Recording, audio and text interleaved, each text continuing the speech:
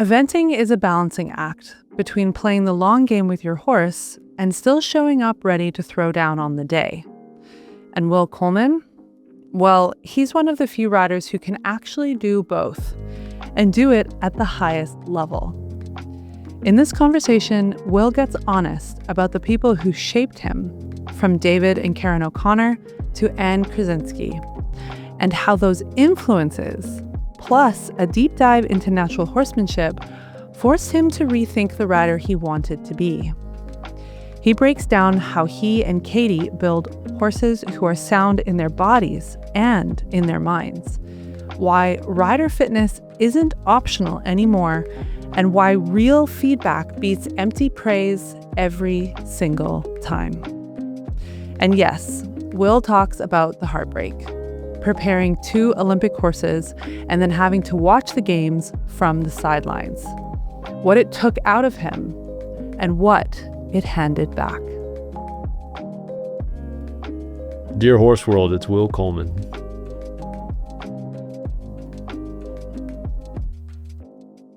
Will, welcome to the Dear Horse World podcast. Thanks for having me. Excited to be here. I'm so excited to have you on the podcast because your name has popped up in a number of conversations I've had since I got to Ocala. Okay. Right. I don't know whether I should be nervous about that or not. Drum roll. So it's cool because Tick Maynard and Sinead Haplin were quoted. They said, "You can tell, Will, that we think he's one of the most beautiful riders in across industries," which I thought was quite the testimonial, quite the credit. And when I had a coffee catch up with Max Corcoran, she had a shopping list of good things to say about you. And so I don't know how that makes you feel. Well, I mean, those are 3 people that I have a lot of respect for. The 3 horse people that are constantly trying to improve their base of knowledge and sort of expand their horizons. And I really admire that quality in people that are involved in horses or really involved in anything. I probably don't take compliments that well, but coming from those 3, it's obviously nice to hear, but, I probably will accept them very, very happily. But, I don't know if I don't see myself like that, I guess. So it's interesting you talk about people who search or seek knowledge and improvement, because one of the things that I believe Max mentioned was that you are a student of the sport. I try to be. I don't know if I'm the best student of the sport, but sometimes I wish that some of the lessons that I learned maybe a little quicker or a little earlier. But I think one of the things that drew me to this life with horses is that you're never really done learning, right? You're constantly, being humbled. You're constantly sort of having to strive for a new level of whether it's training sort of knowledge or kind of riding ability or skill or just learning more about the animals with which you work every day. It's just you're constantly changing and evolving, and hopefully you like the person that you're becoming as you do it for more and more years. But I think you have to have that hunger, right? You have to have that desire to sort of continue to learn and sort of be open to learning. So that's something I think we embrace. My wife and I are both sort of wired a bit like that. And, being able to share that with someone too, I think makes it that much more gratifying in a lot of ways. Okay, I want to dive into that. But before we do that, you said that there's a couple lessons that you wish you had learned quicker. Do you have an example? Yeah, I think, I think when you're younger and you're ambitious and you want to sort of validate this choice that you've made to make this your life, you feel like the only way you can do that is by results, is by chasing a team or chasing a performance that you feel like will justify either your place in the sport or your place in whatever pantheon you're sort of trying to be a part of. And in a lot of ways, that's not a bad thing, right? If it's sort of channeled in the right way. But there's definitely a time where I feel like I didn't allow the best version of myself as a horse trainer to sort of develop. I feel like I put a lot of pressure on myself, and then by extension, that became a lot of pressure on the horses to sort of try to conjure up these results, maybe in ways that, or maybe just before they were meant to happen, right? And I think not enough focus on the process, not enough focus on just kind of letting things take a more natural course of events.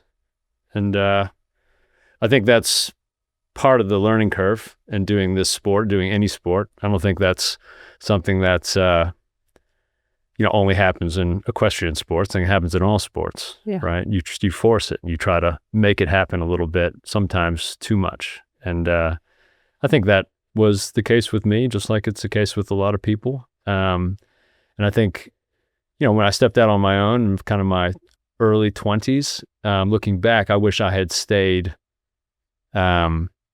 sort of working underneath someone for a bit longer. I wish I had gone maybe abroad for a few years and worked under somebody that I really had now look back on, have just a huge amount of admiration and respect for. I wish I had done that. I think that would have been really, really big for me. Instead, I kind of a little bit was sort of doing a lot by trial and error myself. And I think it was not all bad to kind of go through that growth, but I just think I probably could have benefited from having sort of a maybe a bit more guidance kind of in that early part of my professional career. But that's sort of, I can't go back and change that, right? But looking back now, I kind of wish I had done that. So if you could go back, who would you want to mentor? Because you're talking, I think when you're a young professional, and we'll talk a little bit about this, but for those who don't know, you won just about everything you could win as a young rider, like a young professional. I won some stuff, yes, but I don't know about everything that you could win. Well, you have quite a list. Yeah, I think I look back on myself in like from that kind of 18, 19 years old to like my early 20s, and I had a reasonable amount of like riding skill and technical skill.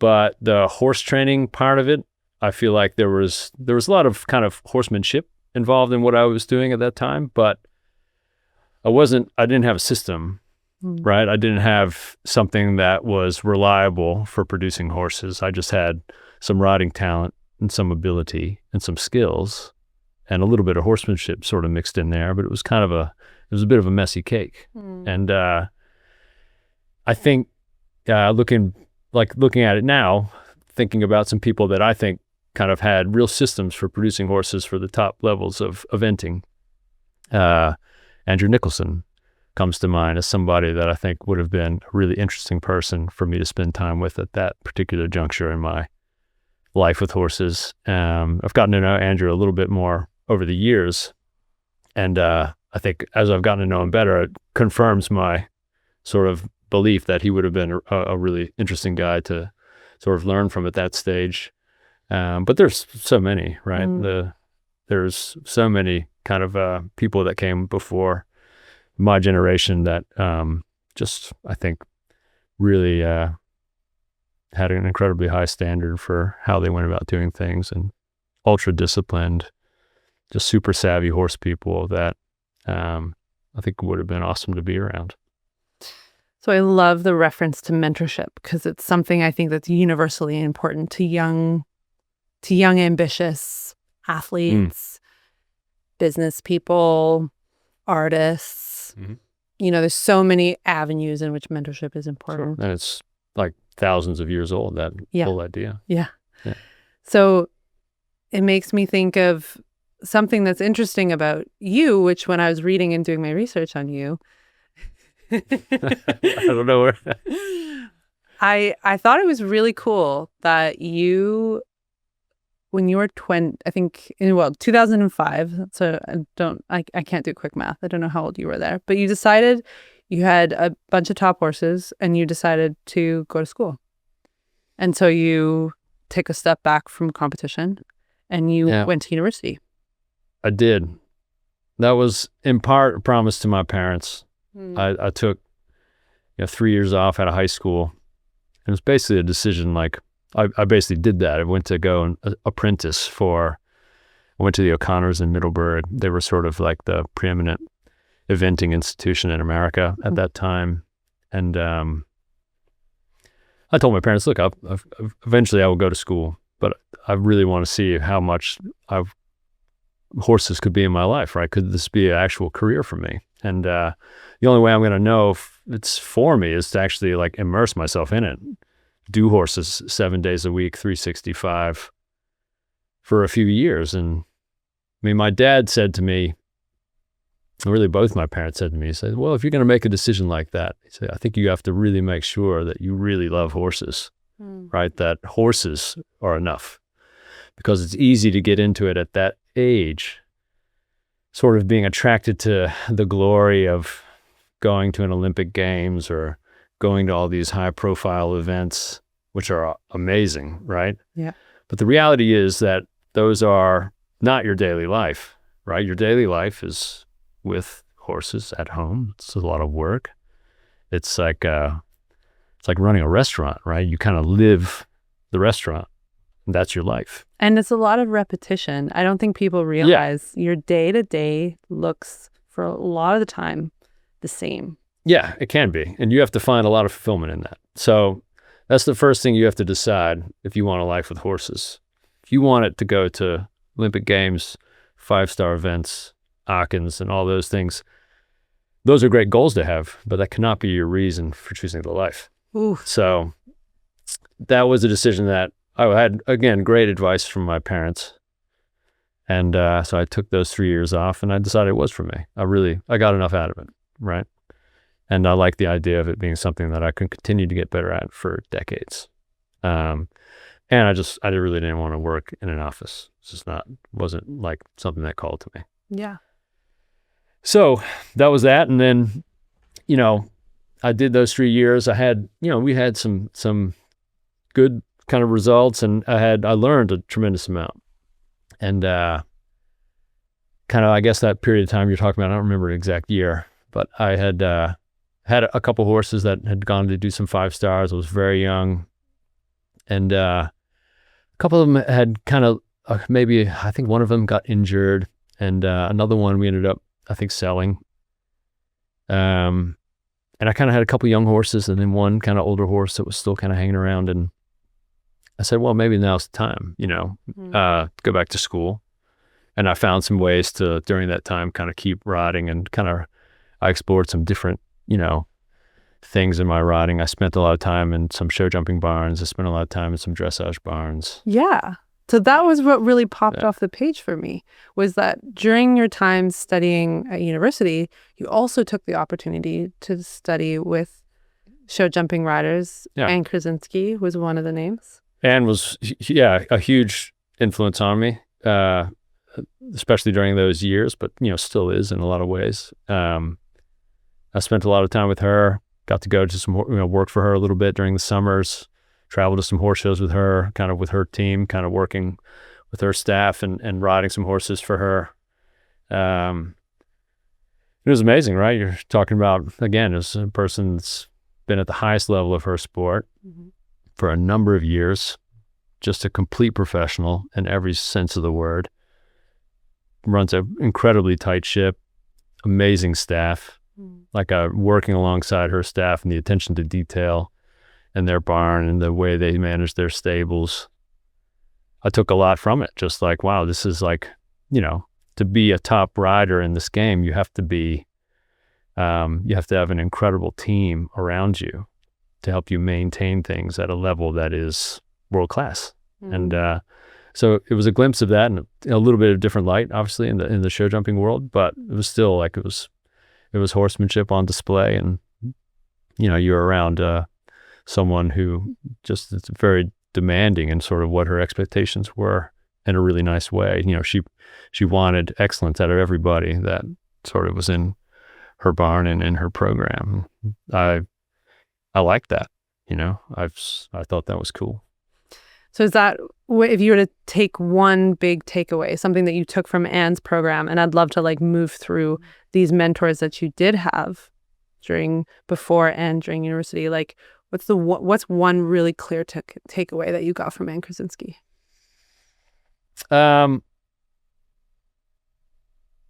Anne, I think, well, from the riding point of view, just her obsession with feel and lightness and her total focus, from the moment she put her foot in the stirrup, just how locked in she was on what she was doing with that horse for every step, every moment, every part of her session with that horse. I thought that was interesting to watch. You never saw Anne on her telephone when she was riding a horse. You never saw her really talking to anybody when she was riding a horse, unless she was explaining something to somebody, a student, or she was in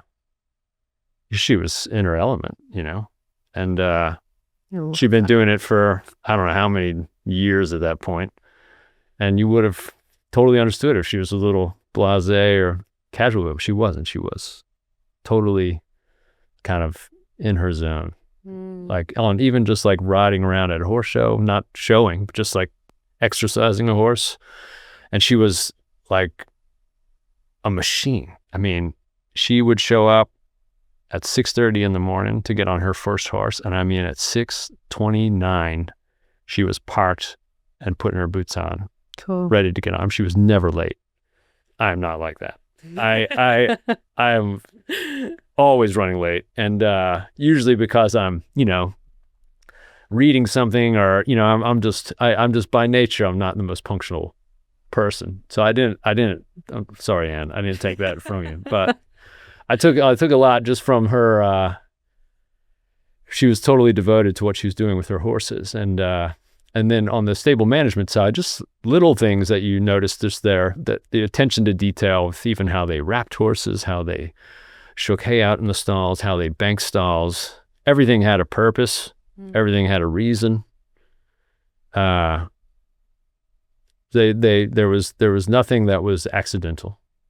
So that was cool. I mean, it was to the point where it was when you're doing it all, you're like, geez, seems kind of nuts, but but I understand it.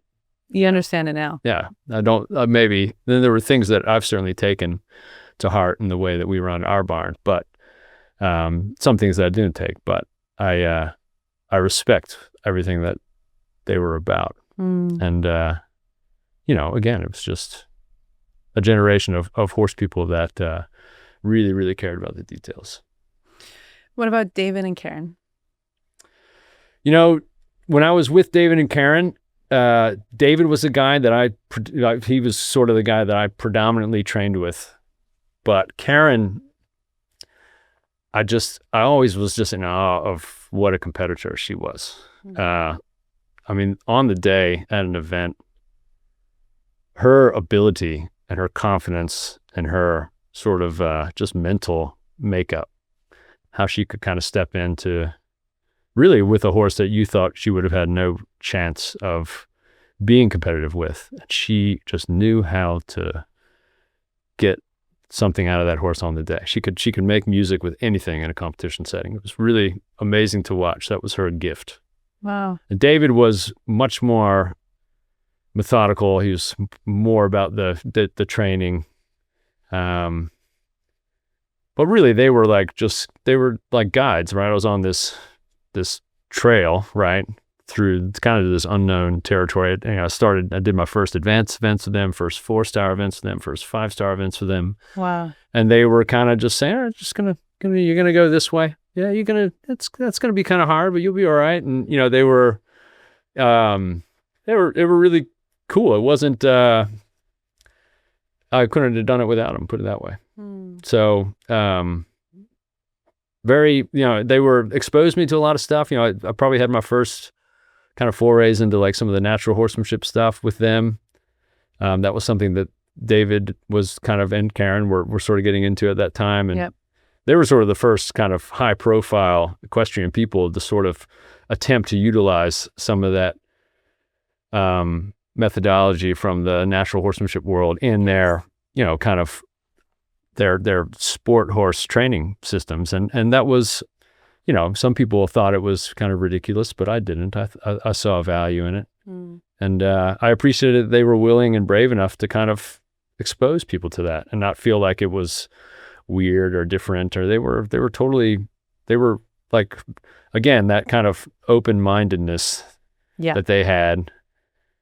Yeah, I appreciated that because it helped me, I think, along my way, kind of, recognize that sometimes, when you're looking for answers in your particular world, your eventing world or whatever it is, whatever bucket you're training in, sometimes the answers can come from something totally different, right? Yeah.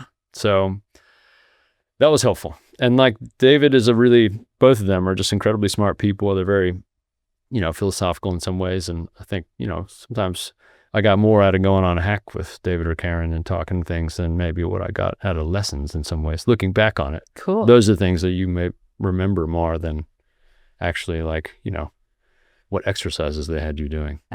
Cool. So to give context to everyone who's listening or watching, so David and Karen O'Connor were, when Will talks about being the first to enter, like really expose natural horsemanship to, to competitive Olympic, I think they were one of the first in the Olympic disciplines to bring, and at the time they were working a lot with Linda and Pat Pirelli.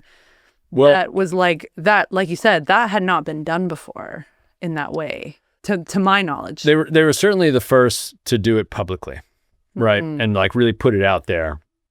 And like, this is what we were doing. This is kind of how we were utilizing this and how we feel like it is a game changer for us.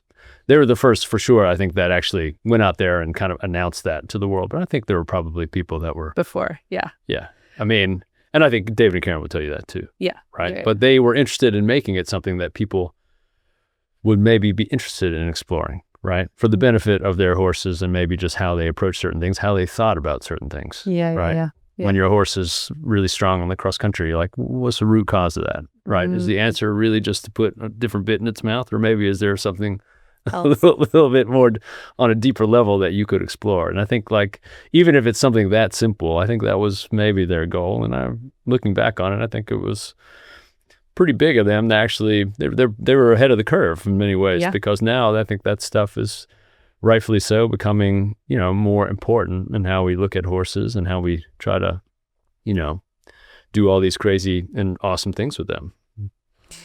Do you think that people, so we're talking about how that was a bold move, and I love the distinction between what was done in private in the horse world, because a lot of stuff happens in the horse world that we don't know about. People are often very private about their programs, what they do with their horses. And so it's the distinction between David and Karen being the first to publicly talk about natural horsemanship being integrated as a big part of their program. Do you think people of that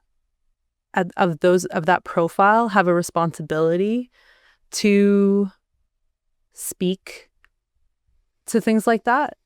To like shifts, or to be bold and say, hey, this is something we believe in, especially because it sounds like you said, a lot of people in the industry kind of like rolled their eyes or thought what they were doing was not necessarily people important. May still do that. I don't know. I think David and Karen, they were very comfortable, I think, being in that spotlight, and they were incredible public personas. And some people aren't. And that's okay too, right? Yeah. I don't think you should feel like it's an obligation. I think you do right. You have an obligation to do right by the horses that are directly in contact with you, and by the people that are directly in contact with you. And I think that can go a lot of ways too, right? If you look at it like any sort of learning institution, right? The more, even if it's starts with just a small group of people, if you can impact them positively with like some good horse sense, horse knowledge, horsemanship, whatever you want to call it, then that small group of people can go out in the world and they can spread that seed as well. And I think that's just as important to me as somebody shouting it from the rooftops. Yeah. So I don't see it as like that. I'm not like that. And I don't think I'd really want to be. I don't see myself ever wanting to be. But I care about what we do every day. And I think I try to keep getting better at it. And what I learn, I try to share it with, the people that are around me and around Katie. And we're kind of comfortable with that being our level of impact, if that's what it is. Yeah. And that's cool with us. I think you speak to that effect, the ripple effect. Yeah, of like, yeah, exactly. Yeah. It's a good term. The ripple effect is a really important, I think, affect that we experience in our daily lives, right? Because what you don't know is someone that you impact might then go shout something from the rooftops and then make it, because I'm always thinking of, how are we helping the larger body within the horse world understand contextually what's happening at the top 1% or the top 10%, right? And that's always like an interesting balance, because a lot of what happens at the top 1% or the top 10% doesn't apply always to the larger body because the goals are different.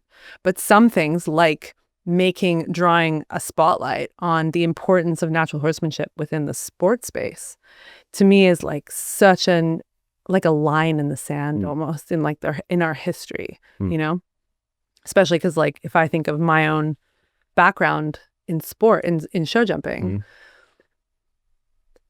the introduction of having a relationship with horses in a language sense, in a communication sense, not in the saddle, happened much later. It certainly didn't happen and so I think that's what's really cool, is seeing like the effect. And when you talk about mentorship, the effect that happens when, even if you have the ripple effect and you're influencing just the small group of riders around you, then I look at Lauren Nicholson, I look at yourself, I look at Tick, I look at all these riders that were introduced to natural horsemanship through David and Karen in some way, shape, or form, and then their influence, and then how it'll grow, kind of like a root system. Yeah, and how they may utilize some of the things. I think in terms of like the natural horsemanship side of that, I'm sure like all those people, Tick is like the greatest example of that. He's like now taking it to a whole nother level, right? Totally. And I think even Lauren and myself and Katie and any of the other people that kind of came from that tree, we've all probably gotten different things from different places in that world as well. So, I think it's introducing an idea and a way of thinking about things, and then you run with it, see where it takes you. So in talking, and this is actually really cool because I really wanted to talk with you about the difference between being the rider on the day, which is what you talked about, Karen O'Connor is a great example of being like the rider. It's one of the best. Yeah, on the day. And then you talk about David, who's a master at creating the systems and building up to that day. And that to me is a really important, those are two art forms, right? And even when I think, when others have talked to me about you and Katie's program, because Katie comes from a grooming background, is that correct? Mm-hmm. So she brings a whole other point of view to your program. And I wanted to talk about this concept with you of, this is like a distinct pattern I'm starting to recognize in all these great horsemen and horsewomen that I'm talking to. There seems to be like one sort of overriding theme, which is a healthy horse allows you to then have a healthy relationship. And that healthy relationship allows you then to have a healthy partnership in whatever goals you have, whether it be at the Olympic level or at a lower level. And when I was talking to Max Corcoran about this idea, this like what I'm starting to notice is a pattern of like the pyramid of progression. It's like you can't build a relationship unless the horse is healthy, unless all of their needs are met from a health point of view. And it's much harder. And it doesn't matter who it is in this podcast studio will tell me. It's so interesting from all the different points of view that you're going to get further in your goals if you've built a really strong relationship with your horse. And everyone has a different way of achieving that. So I was really interested to hear your point of view about that sort of, think of it as like a pyramid. Well, I mean, conceptually, I totally agree with it, right? I mean, that's, I think, how we try to run our program. It's how we try to develop horses. You have to have an understanding of them physically, what they're, whether it's, conformational flaws or weaknesses that you have to help them overcome. You have to understand them emotionally, right? Understand sort of what affects their confidence or what affects their feeling about whether or not they can perform in whatever it is that you're asking them to do. And then I think you have to understand what motivates them and what they actually find fulfillment in doing this, right? Like you have to, it's your responsibility, or we kind of try to see it as our responsibility to really try to make this something that the horses enjoy and want to do. And all those things are intertwined, right? If your horse is, feeling overfaced physically or sore or whatever, obviously that's going to sap some of their enjoyment. So you have to really be consciously looking out at how you build them up to handle the rigors of top sport, and, take your time and, a little bit, don't have these, maybe you have to have kind of goals that are constantly sort of maybe slightly adjusting to what your horse is telling you. And sometimes goals got to be pushed back a little bit, and that's okay. You have to be all right with that. And the people that support you, support your horses, they have to be okay with that. So it's a lot to manage, but I think, we're very lucky in that the people that support us, they're very like-minded. They have a lot of faith in Katie and I. And if we say, we just don't think this horse is quite ready to do this, even though maybe this was our goal at the beginning of the year, we feel like he needs another season or needs another year to get there, we never get any pushback. They understand the process and they enjoy that part of it as much as they do maybe the result that might be there at the end of the day. So that's building a culture and, building a little bit of a philosophy that your whole team has to buy into. And that's like everybody, your staff, your coaches, everybody has to be in one mind on that kind of stuff. I think that's a big part of building kind of, like I said, this team around you. They all have to, I think, a little bit abide by those same principles, or else it's just not going to work. So what about for those who are listening or who are watching this episode, who, it's just them and their horse? You better make this a good Christmas, the best day of the year. Thank you, Yeti, for supporting us on this journey of a lifetime as we traverse the heart of the horse world.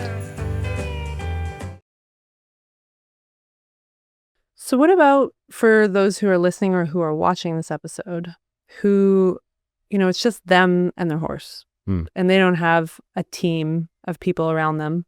So they're kind of, and I think that can be a blessing and a curse, right? Because if you have, Harry Charles talked about this in his episode. He talked about like when he got hurt before the Olympics, he attributed his ability to handle that mentally by having so much positivity around him, right?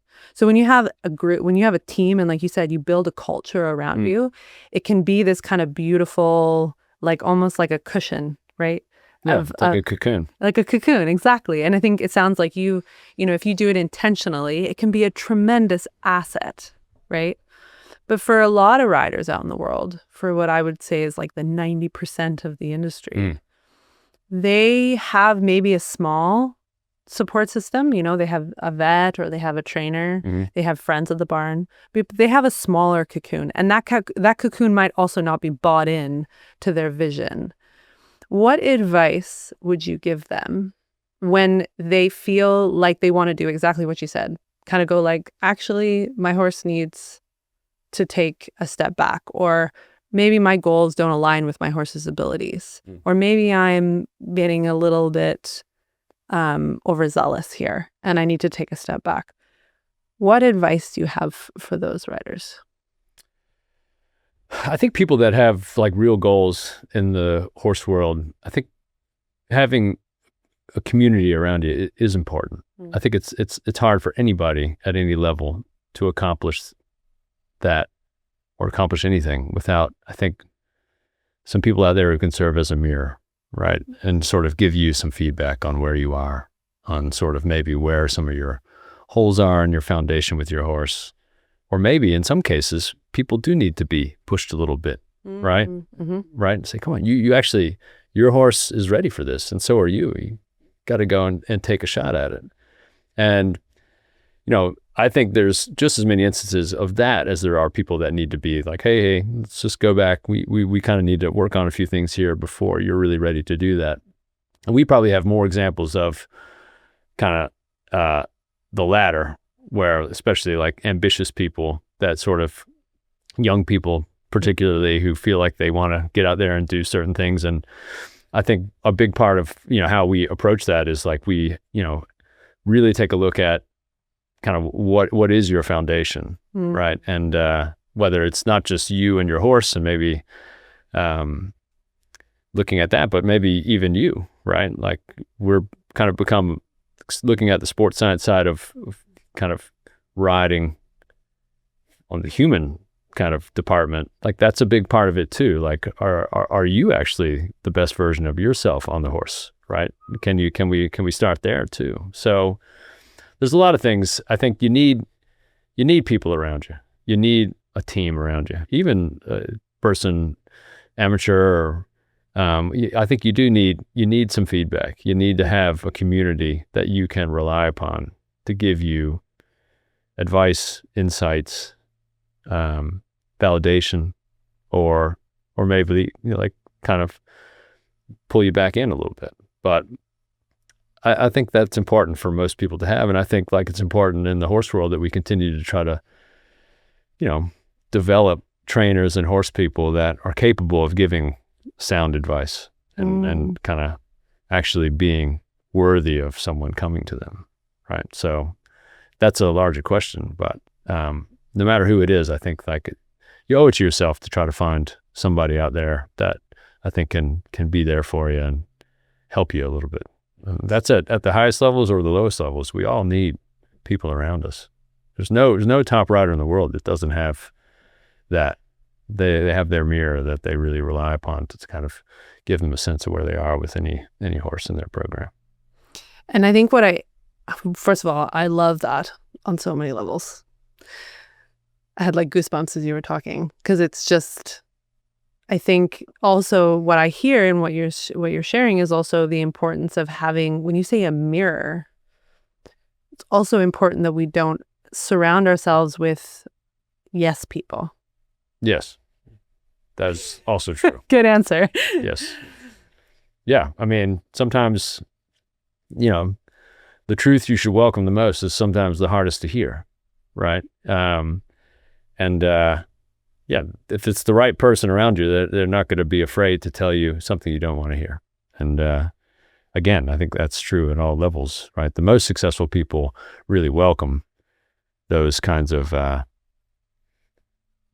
they welcome that sort of advice or criticism, right? But, I think,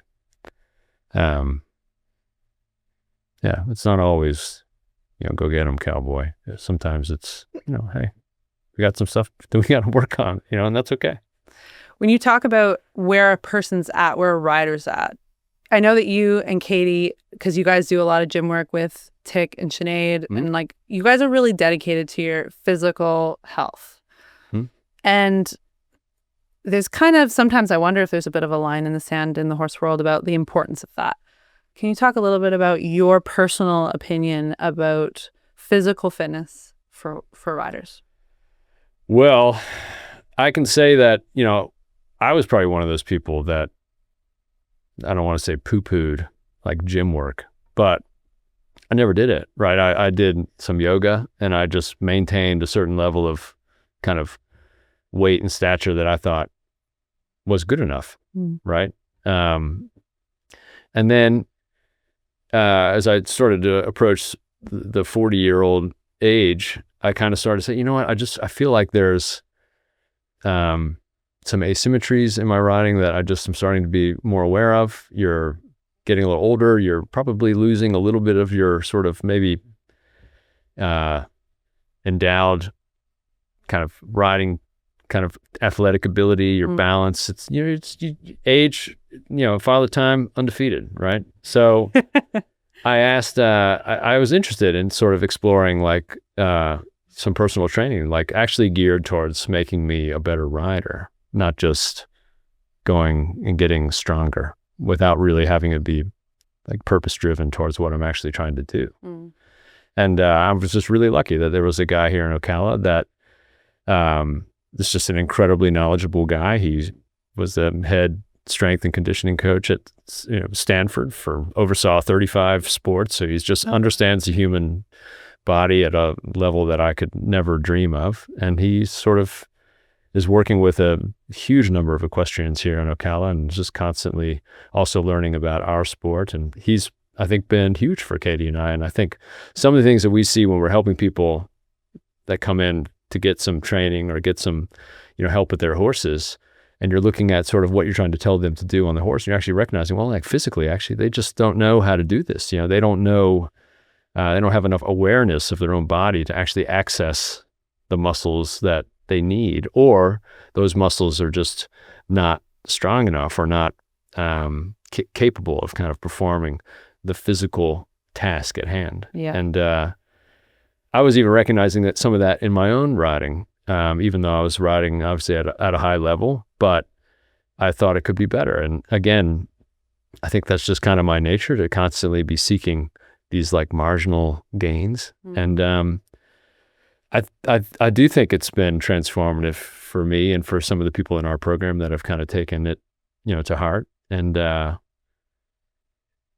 we look at the horses and we want them to perform as these, incredibly high caliber athletes. And the way and the meticulous way that we approach their training and their sort of physical development, sometimes we forget that we're actually a 50% partner in what we're doing on them, right? Like our own athletic ability has to be honed and developed and kind of fine-tuned so that we are also communicating with them as well as we possibly can, because our physical abilities have been kind of managed to do so. And I think like that's kind of cool, right? Your communication with the horse can only be improved by you having a heightened sense of awareness of your own body, of kind of how you want to apply aids, how you want to release aids. But all that stuff is things that you can, I think, train off the horse.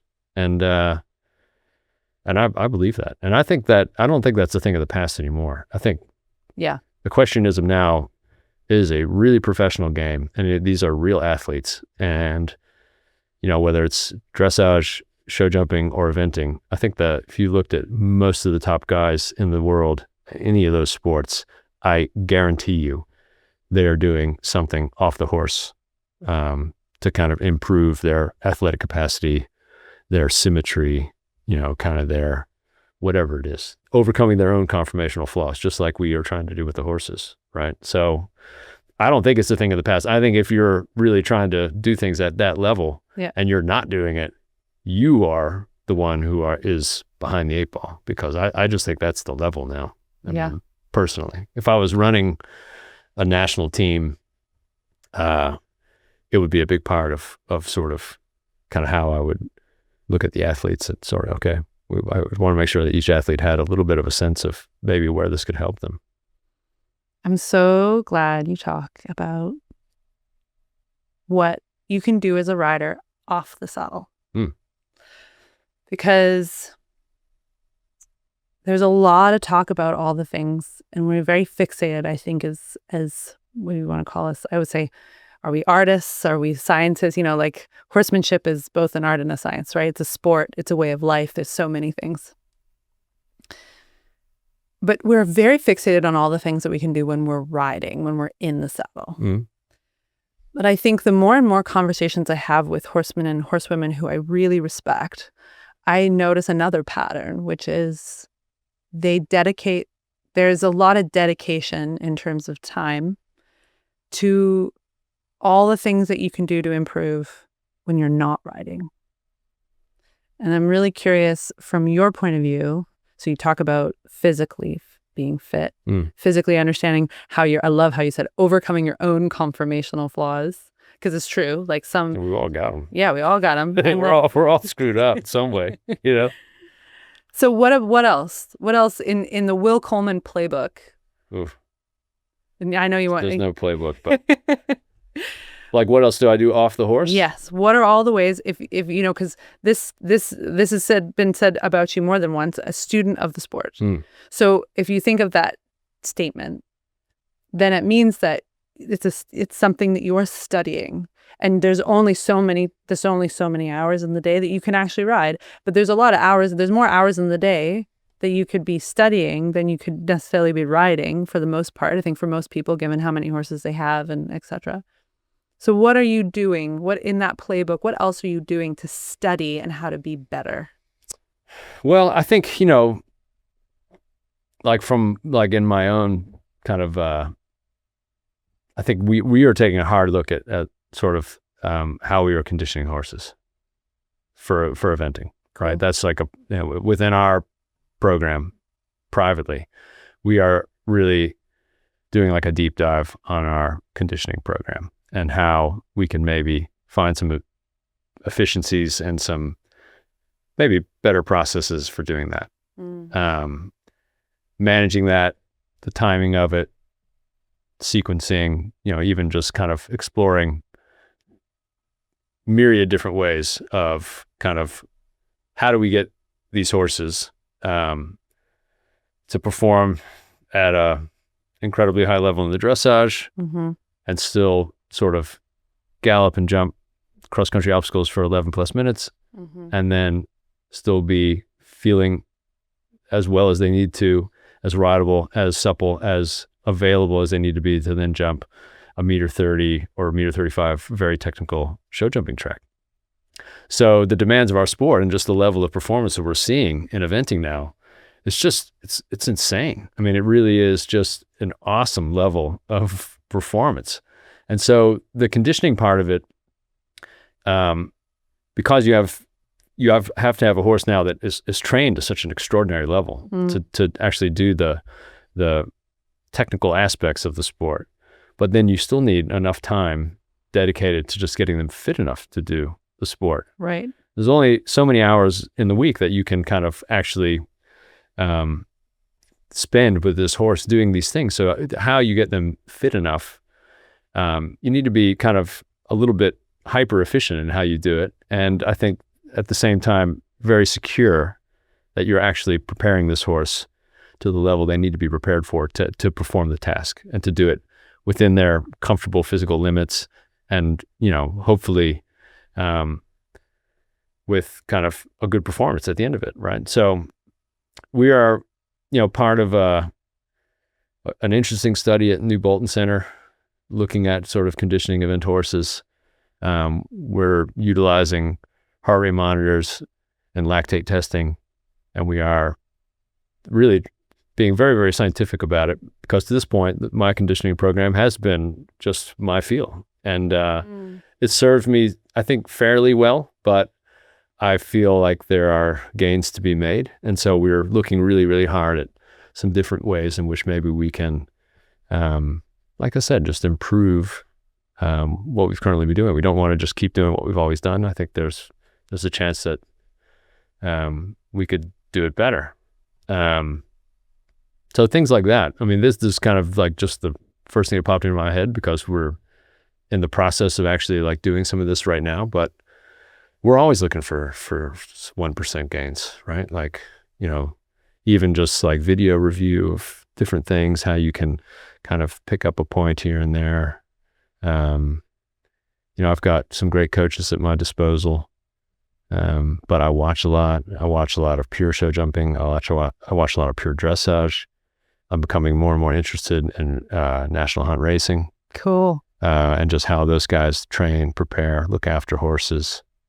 It's just, there's so much out there. Even some of the stuff that I've been introduced through Tick and Sinead, some of the natural horsemanship stuff that, the different things that Tick used to prepare for that Road to the Horse thing last year. Yeah. I mean, I find some of that stuff fascinating. And, those different ways of approaching horses, there's something to be gained from all of it, right? I'm so glad you bring this up because this was another story that I got about you. So the story was that here's Will Coleman wins Aachen, and instead of flying off and going and sitting on a beach, you stayed for the show jumping Grand Prix on the Sunday. Oh, I always stay. And you walked and you talked to everybody and you asked questions and you were standing. You studied the whole day. Staying for the Grand Prix of Aachen, not exactly like, a coal mine in West Virginia, it's pretty awesome. It is, yeah. But yeah, it's like, it's incredible sport, and it's the best of the best. Aachen is an even higher probably level of equestrian sport than what you see at the Olympic Games, because it is the best of the best. Yeah. It is and the atmosphere is like it's unmatched. It's one of one. It is the best horse show in the world. So, I always just tell myself, I can spare 24 more hours. I'm going to soak as much of this in as we can. And Katie and I, we always go and watch the dressage freestyle in the morning, and then we watch the Grand Prix that afternoon. And usually they don't get mad when I sneak out to walk the course. My eventing badge technically expires, but I've not been stopped yet. But hopefully I don't get busted the next time after doing this podcast. But yeah, it's incredible. You walk those lines, that Frank Rothenberger sets up, and you walk those combinations, and you're like, I can't believe that they can jump this height with this distance in the middle of it. It's you have I always come away from Aachen with an incredible appreciation for the horses and just how incredible they are. The riding is also peerless, but the athletes that these horses are, man, it is unreal. It's insane. It's incredible. I completely agree. Okay, so before we wrap up, I want to talk about one thing that you kind of mentioned, which is the Olympics. And we kind of touched a little bit on, you're 50, the horse is 50%, the rider is 50%, you're a partnership. So for some of the listeners and watchers of this podcast episode might not know that you had to navigate quite a challenging evolution of events leading up to being selected for the American team for Paris Olympics. And so there's a whole, and most of us know how much of a mental game this is, but it takes a lot of mental strength and resolve to get to the Olympic Games and then to basically have to watch everything from the sidelines. Yeah. And I wanted to ask how now, because, hindsight's 2020. Right. I was kind of curious to ask you how that felt, truthfully, how that feels, and how you navigate those types of disappointments. Well, I think it's the biggest thing about it is you have so many people that really help make a dream like that a reality, right? So you have your owners, your staff, your family. There's just countless sacrifices that go in to getting you to the precipice of doing something like that. And then when it kind of doesn't come off in the way that it did at this like shocking final hour, and knowing you're going to leave Paris with two sound horses that were supposed to go do the Olympics, and neither one of them was going to get to do it, but they're going to be fine. There's some comfort in that, I guess, that you're leaving with two sound horses. They can go on to do things, and you're missing an Olympic Games. It was an iconic Olympic Games, incredible. I don't think we'll see another Olympic Games like it. But I'm healthy. My family's healthy. My horses are fine. It was hard in the moment. There's a lot of emotions. You're angry, sad, disappointed. But I had a front row seat to Paris Olympics. I watched all day, every day. I sat there by the warm-up rinks. I watched the best countries. I watched the best riders. I watched the dressage guys who came in and were schooling, the week before their competition. I watched Carl Hester. I watched Catherine Dufour. I watched Jessica van Bredow-Verndl. I watched the best of the best. I watched how they went through their weeks. I tried to pick up as much as I could and just take as much as I could away from it in the hopes that maybe I get another shot. And if I don't get another shot, well, you know what? At least I can say that I saw these things, and some of it has served me, I think, in what I've done with horses since then. So it's all fine. It's all fine. It sucked.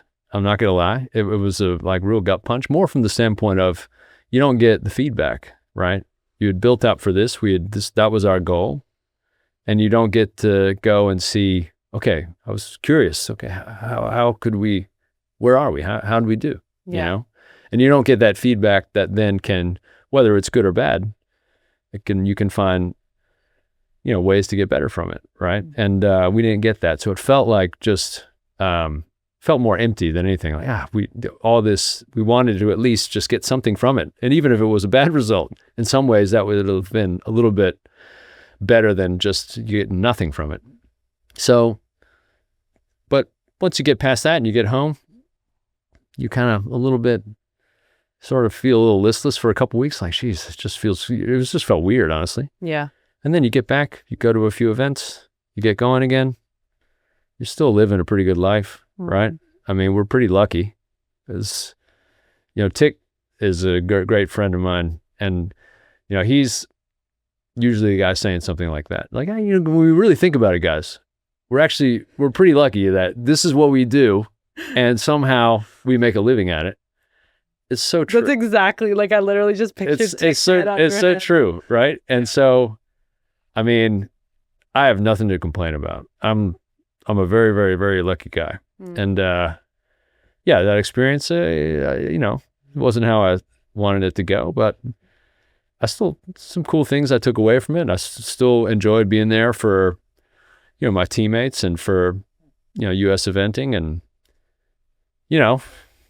hopefully that experience is going to serve us well as we gear up for another one. So what I love all about good. What you talk about there is, one, it sounds like you have a very solid gratitude practice.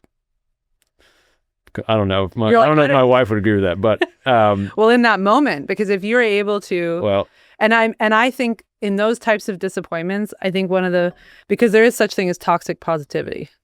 Yeah. I think it's important that you give yourself the space to process the emotions that you have in the moment, because I think if you skip to, if you skip to the positive too quickly, then I think they're I believe that there are unprocessed emotions there that then come and start to leak out later, right? So it sounds awesome that you able to sort of express it sucked and I was really disappointed and this is how I felt, and I hope you gave yourself the space to feel all the feelings in that moment. Yeah, I think so. I mean, there were a lot of emotions. I mean, it was heavy, man. It was, but at the same time, you do have to recognize there's a lot of good things in your life, and it was a really awesome horse show. I would have loved to have done it, but how cool is it too that you sat when you talk, you can list who you watched, who you studied. Oh man, I got notes. I got all kinds of stuff.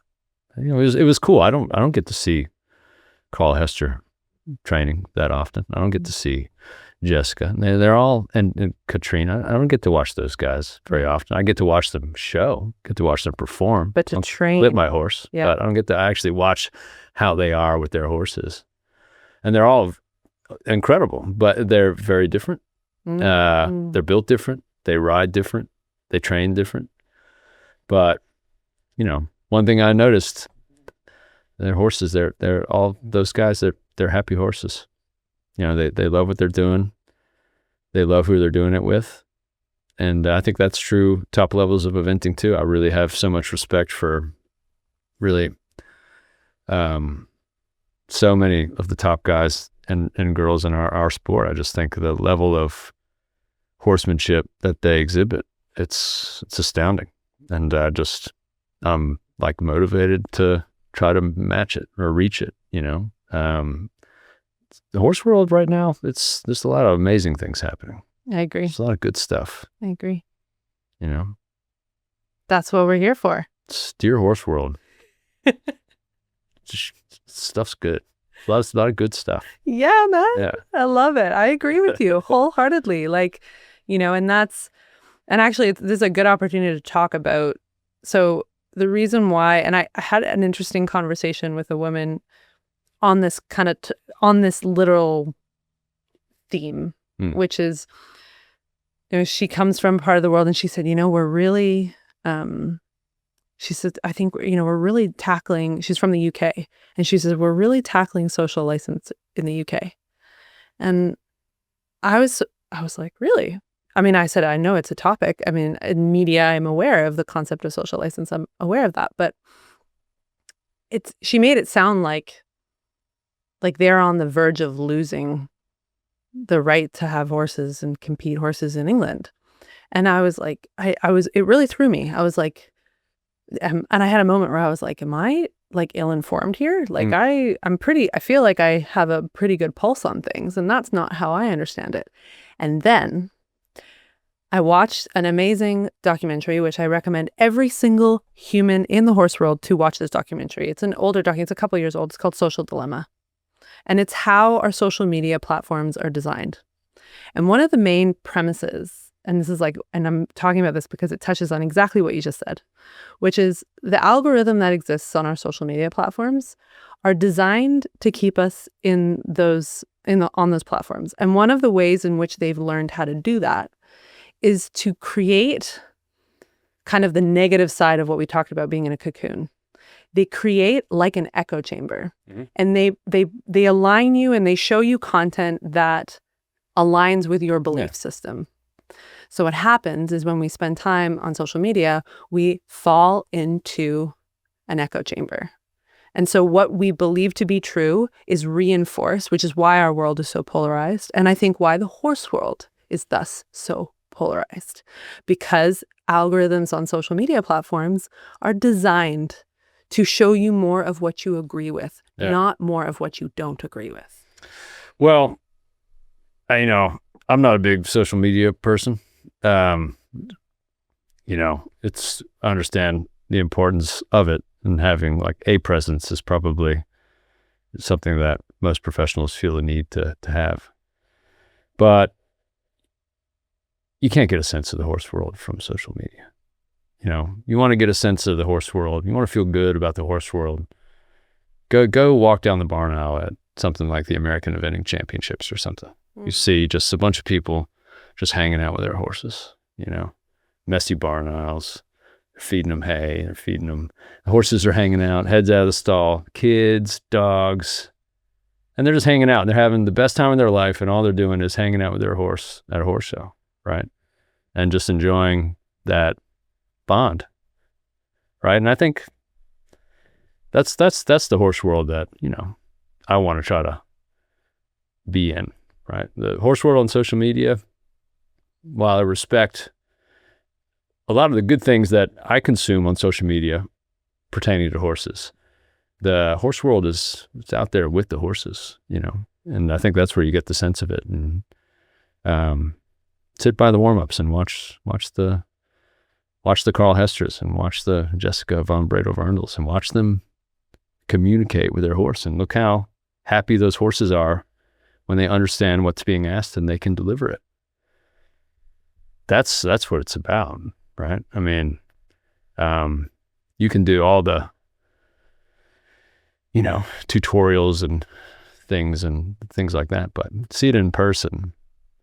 That's where I think you kind of get a better feel about kind of what's actually happening out there, because there's a lot of really, really amazing horsemen, horsewomen who are, I think, setting a standard that is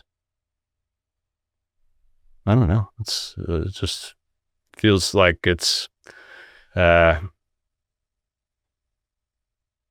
just untouchable. I think there's so much good training out there, really do. And you see it in just the way people ride at the horse shows. It's smooth, it's harmonious, and they're not just being recognized as being smooth riders or attractive riders, like they're winning, right? The best guys, best girls now, they're also like they have the best relationships with their horses, I think, in most cases. So that's what the horse sport, that's the horse sport that we all want. And it's kind of happening, but we seem to be wanting to focus on the negative, the echo chamber, like you said. Yeah.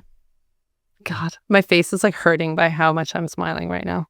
I love you drop some real wisdom. I don't know about wisdom. It's out there, man. We're going to probably see some tonight. Yeah. Are you going to go watch? I'm not going to go. There's too many people. I know, right? Just we were talking about going out and watching. At home, we're going to cook some burgers, I think. Got some really great owners in town, and we're just going to put it up on the TV. Nice. That's one of the positives of technology. It's incredible. Yeah, man. You can watch everything. Yep. It's awesome, right? I awesome. agree. Doesn't beat the in-person deal, but after you've worked all day and when you don't want to park, it's nice. It's nice. Okay, so to wrap up every episode, we have a couple of rapid fire questions. Oh, okay. And I'm excited to hear your answers to these. If you could read one book to the horse world, what would it be? One book to the horse world. Man, there's a lot of books. This is just a book that I picked up recently. There's a lot of books I could probably spout off, but Michel Robert, who's like a kind of equestrian hero of mine, he wrote a book. Michel Robert. And massive shout out to him. It's a really, really great book for a trainer of horses and people. Yeah. There's a lot of really, really awesome things in it that I have not seen in any other thousands of books that I've read. And he has a great, I think, philosophy in how he approached his life and his career and his horses. And I really recommend his book. I think it's called, it's Michel Robert. The title is sort of like nondescript. It's not. We'll include the link in the exciting. show notes because I'm like long-time fan of his, and I have to admit that I didn't. I wish I spoke French because I would go try to work with spend time with Michel. Oh, he's amazing. But my French, it's not good. Same. It's not good. We'll sound like Borat. It's ugly. French people get pretty offended, which I don't blame them. That's funny. It's hideous. Okay, we'll include in the show notes the link to that book. Who is the most iconic horse in history? Iconic horse in history? Mm-hmm. In your opinion? In my opinion. I think the Secretariat is probably it. Just from the standpoint, I think he redefined what anyone thought was possible in a racehorse. And I don't think they may not ever see something like that again. Boom. Most undervalued skill as a rider? I don't know if it's a skill, but just patience. Mm-hmm.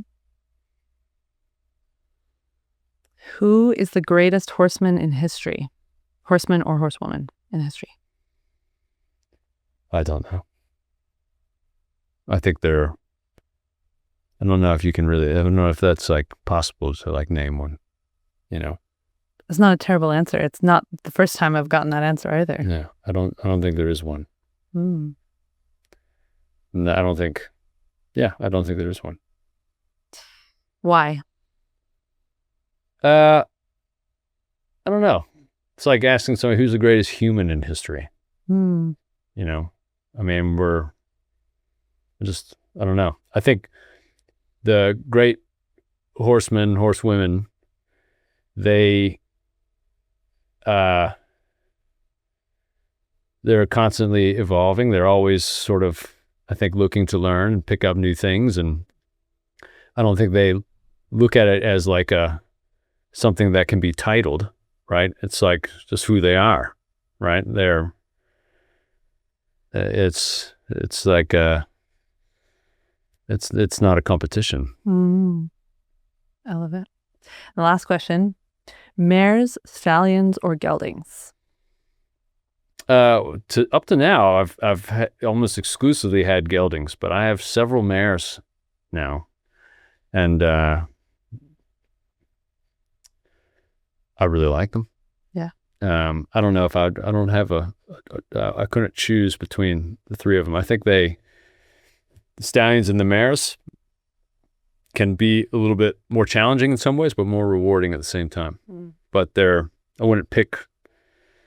I don't know. I couldn't choose. I would probably gravitate more towards the gelding, but I've had all three, and they're all just, the same. They're just a challenge. Try to get the best out of them. Will, thank you so much for coming on to the Dear Horse World podcast. I learned a lot, and I'm sure all of those who are listening and watching did too. Well, I don't know, but I'm still learning a lot, but I appreciate time talking. I enjoyed it. It was fun.